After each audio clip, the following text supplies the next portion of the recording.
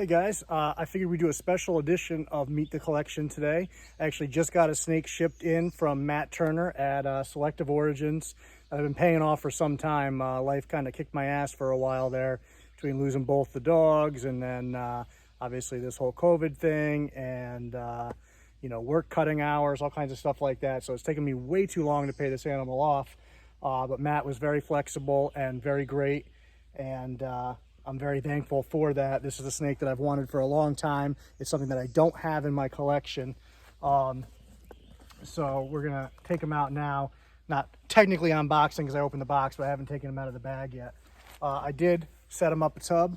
Nice and simple for quarantine, little paper, water dish.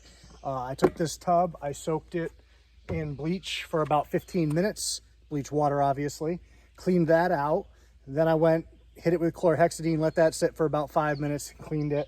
And then in the quarantine rack, even though, the concern is this snake, I still went in there and cleaned the top of the rack. And that's something a lot of people don't think about. That's a part of your enclosure. The animal contacts it. You should be cleaning that regularly. Ideally, every time you clean that tub, you should be cleaning the top of the rack. But at least once a week, you should go in there and hit the tops of those racks. You'd be surprised how dirty they are, especially if you don't do it regularly. Because the snakes might crawl through fecal matter or whatever it is, and then they're nosing the top as they're looking around, whatever.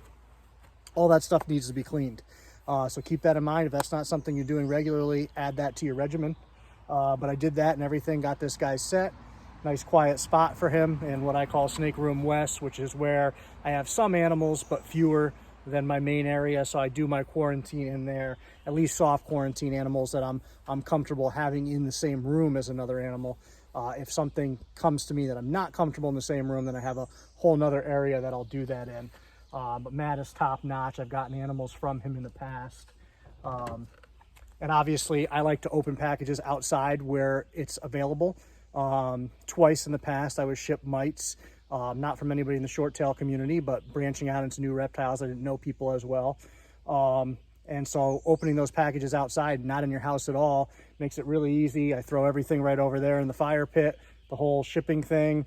I soak the snake outside in a bin for like 4 or 5 hours, just in water, just to knock down any mites that are on them at the time. And then ideally doing that, usually you're good. I still put some mite prevention in there. But let's get this guy out. I'm just gonna cut the bag because it's taped off. It'll just be easier. So this guy is a T-positive 007 blood python. Goldeneye has been like one of the things that I don't have in my collection that I need to add. And I actually got to meet this guy in person when I decided to buy him. Matt had him at Tinley at the time. So it was nice to see the animal before I made the purchase. Not that I would have needed to because it's top notch. I don't know how he's gonna be because obviously he just shipped. So we're gonna be extra gentle and try not to freak him out. But as you can see, he is an extremely beautiful animal. He's got gorgeous parents, which I'm very excited about. I believe, if memory serves, he was a later 2018.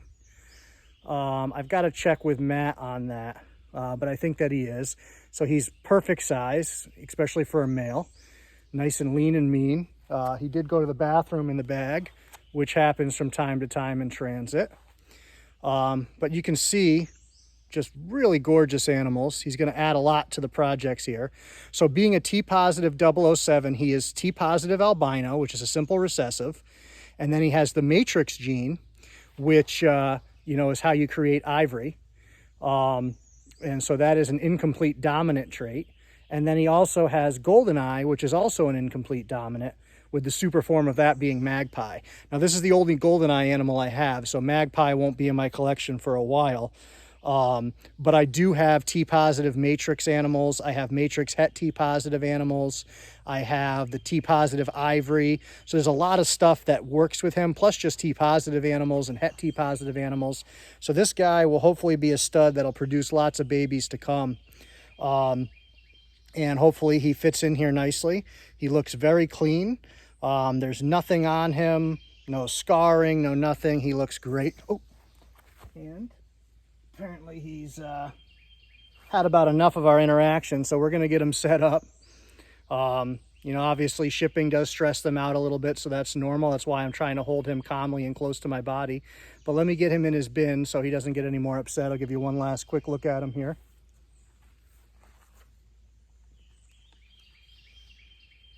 You know, so he, like I said, I met him at Tinley. He was calm there.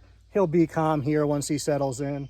But animals do get nervous in transit, and it's a lot of stress on them, which is why we do what we can to make it as easy on them as possible. Obviously, there's no water in the dish yet because I got to put it inside. I learned my lesson a long time ago about putting water in advance and then carrying tubs around. It doesn't work well. But just a beautiful animal, an animal I'm really excited about. So we'll get him settled in. We'll probably offer him a meal once I feel he's comfortable here. Blood pythons and short tails, especially from good established people, typically establish very quickly.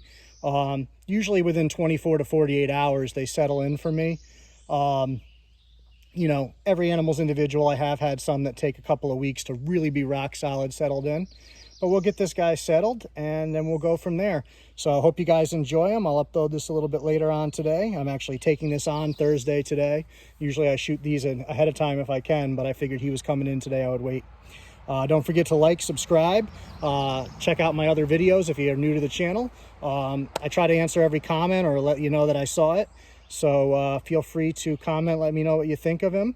You know, what's your favorite blood python morph?